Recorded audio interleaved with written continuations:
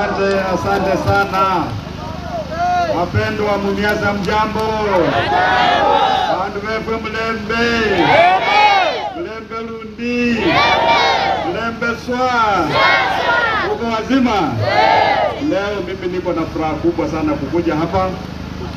Wiki moja iliyopita mimi nilituma ujumbe hapa kuja kumuona King Peter Mumia ya kwamba ningependa kuja kumtembelea hapa nyumbani, na nikisema kwamba kama kutakuwa na majirani pia wakuja tujumuike nao. Mimi namshukuru King kwa sababu alikubali, na mimi nimekuja hapa siku ya leo. Nimeonyeshwa mambo ambayo ni mazuri, mambo ya kitamaduni. Mimi najua kule University of Anthropology wale watu ambao wanasisitiza kwamba ukikosa mila wewe ni mtumwa. Mimi nikikuja hapa leo, ile maneno nimeona hapa inaonyesha kwamba sisi kama Waluhya mizizi yetu bado iko haijapotea bila nilikuwa na wasiwasi. Ningependa kumshukuru sana King na Council of Elders yako kwa ile kazi nzuri ambayo mmefanya kuhifadhi utamaduni wetu. Hii boma hii ni kama Jerusalem.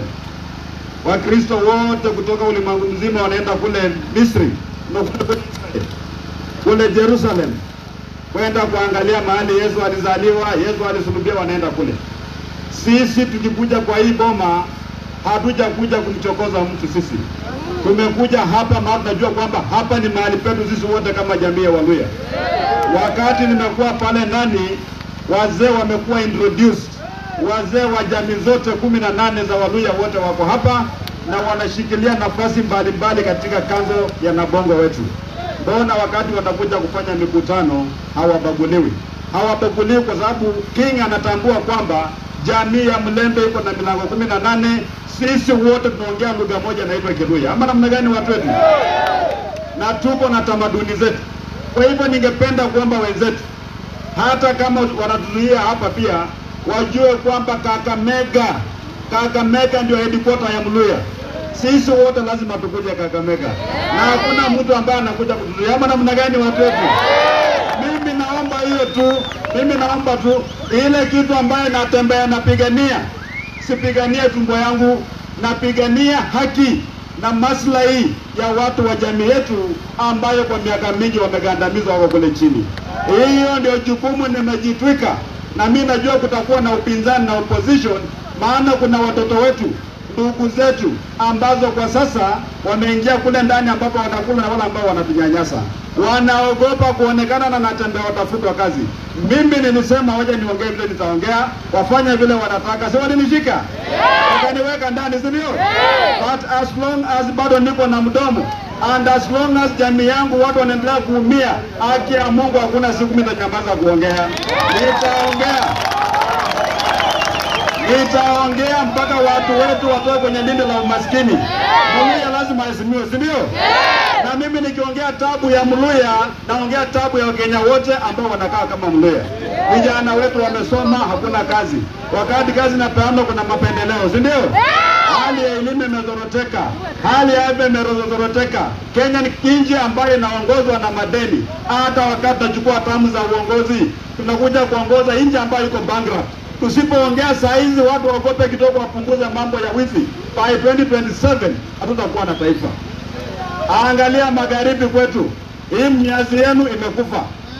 Nzoia ilikufa, Pani Pepa ilikufa, Kitinda ilikufa, jinari zote zilikufa. Hata factory hapa ya Mudete hapa hakuna faida yote kwa Maragoli, hakuna.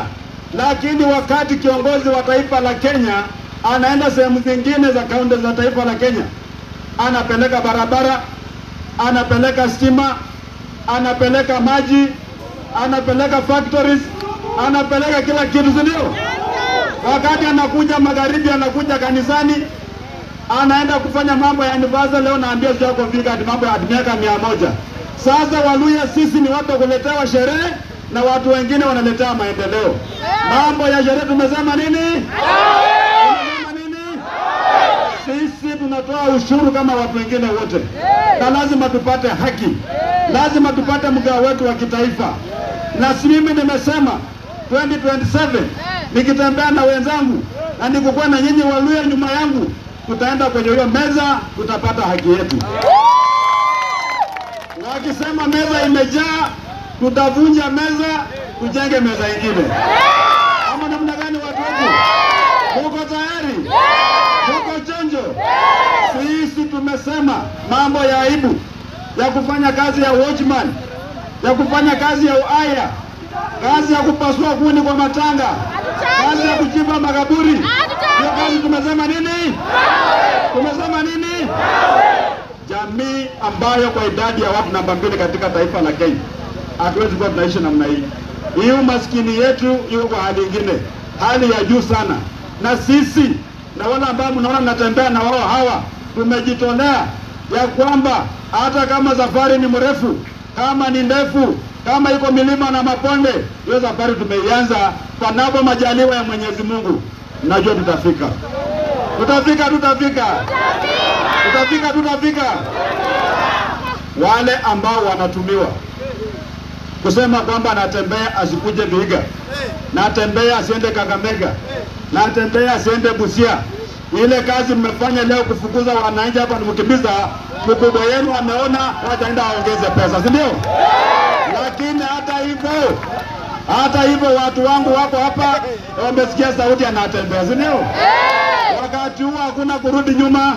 Sisi Waluya tukwangi waoga, sijui uoga inatoka wapi. Hii uoga inatoka wapi bwana? Ninyi mnaogopa? Watu wa viongozi kama kina Wetangula tunasema nini? Waende watokomee mbali, kuliwapatia nafasi, hawajafanya kazi ambayo tuwapatia kufanya. Sasa wakati wa mabadiliko umefika, si ndio? Na mabadiliko ya kumwokoa Mluya yalianzia Vihiga. Juzi nilikuwa na wazee kina Govedi, juzi nikaona wazee wengine wanasema dawa sio wazee wetu wakatoa shilingi 3,000 kwenda kuita press conference.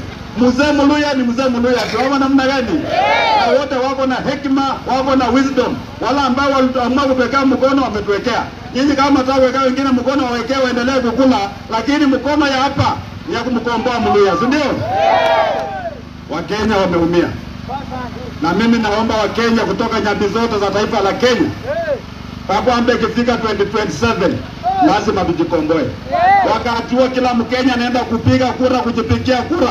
Wewe kama maisha yako ni mazuri, pigia serikali ambayo iko. Kama maisha yako ni mabaya, uko na mtoto nyumbani huwezi lipa fees, uko na mtu mgonjwa kwa nyumba huwezi nunua dawa, watoto wako wamepita mtihani, wamekuwa na certificates, hawezi kupata kazi, mbolea huwezi nunua mbolea, kama uko na mimea huwezi kuuza, enda ukajipigie kura. Hii serikali ikuwe ni one term, waondoke na waende, si ndio? Waende one way, si ndio?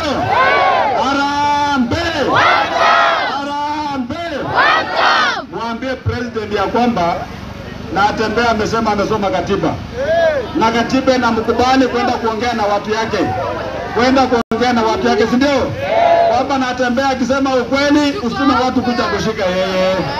Maana ile mbegu mimi napanda mbegu kwa roho za watu wangu. Hata wakinishika, hii vita lazima iendelee, si ndio? Tuko na soldier, Tuko na soldier, si ndio? Harambee!